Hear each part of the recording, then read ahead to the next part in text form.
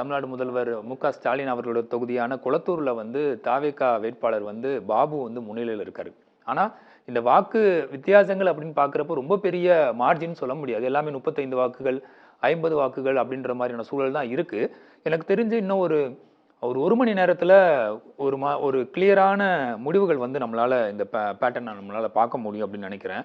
ஏன்னா வந்து ஒரு 50 வாக்குகளோ இல்ல ஒரு 100 வாக்குகளோ, ஒரு 500 வாக்குகளோ ஒரு தேர்தல் முடிவுகள வந்து இப்போ இருக்கிற இந்த ஆரம்ப கட்ட முடிவுகள்ல வந்து நிர்ணயிக்க முடியாது.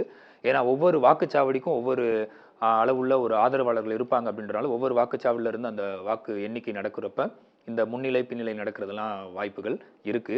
ஆனா தாவேகா 68 தொகுதிகள்ல வந்து முன்னிலையில் இருக்கிறது அப்படின்றது ஒரு முக்கியமான ஒரு விஷயமா நம்ம இங்க பார்க்க வேண்டியது இருக்கு.